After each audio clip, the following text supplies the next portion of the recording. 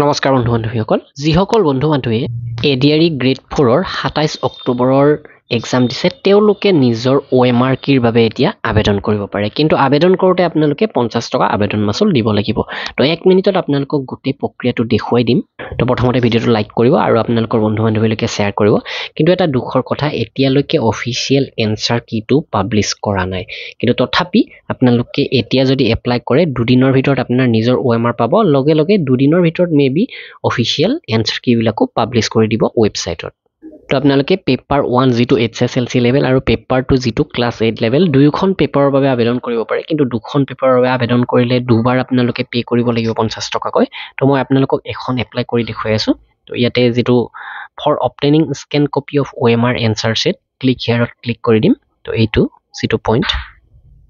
আৰু ইয়াতে লগে লগে এই পেজটোত আহিছে এপ্লিকেশন নাম্বাৰ আৰু পাসওয়াৰ্ড তো আপোনালোকৰ যেটো এপ্লিকেশন নাম্বাৰ হেতু আৰু পাসওয়াৰ্ডটো যদি পাহৰিছে ফৰগট পাসওয়াৰ্ড মাৰি দিব পাৰে আপোনাৰ মোবাইলত লগে লগে আহি যাব মেছেজ হিচাপে তো ইয়াতে আমি এতিয়া লগইন মাৰিম তো লগইন মাৰাৰ লগে লগে এইখিনি বস্তু আহি গৈছে আৰু ইয়াতে applicant number application number full name এই সকলোবিলাক আহিছে আৰু ইয়াতে ওপৰত অপচনটো আছে option for OMR answer sheet download paper 1 এই গোটেইখিনি লিখা আছে ইয়াতে আপোনালোকে ক্লিক কৰি দিব তো ইয়াতে ক্লিক কৰি দিয়াৰ লগে লগে তো আপোনালোকক এই পেজটো দেখুৱাব এইদৰে আপোনাৰ গোটেইখিনি তথ্য থাকিব আৰু ইয়াতে গো ফৰ পেমেন্টত পুনৰ ক্লিক কৰি দিয়ক আৰু ক্লিক কৰাৰ লগে লগে আপোনালোকৰ ইয়াতে ভালে কিটা পেমেন্ট কৰাৰ অপচন আহিব তো তাৰে ভিতৰত আপোনালোকে UPI এইটো দিব পাৰে এইটো ক্লিক কৰিব পাৰে এইটো ক্লিক কৰিলে এটা UPI শো হ'ব আৰু এইটোত আপোনালোকে আপোনালোকৰ 50 টকাটো পে কৰি পেমেন্টটো কমপ্লিট কৰিব পাৰে আৰু পেমেন্ট সাকসেস হোৱাৰ লগে লগে এইখিনি তথ্য আহি যাব তো নেক্সট আপোনালোকে 2 দিনৰ ভিতৰতে আপোনালোকৰ মোবাইলত মেছেজ পাব যে আপোনাৰ স্ক্যান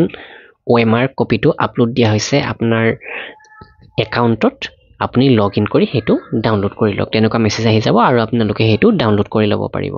তো এইখিনি আছিল ভিডিঅটো আপোনালোকক জনাবলগীয়া নিশ্চয় ভিডিঅটো লাইক কৰিব ধন্যবাদ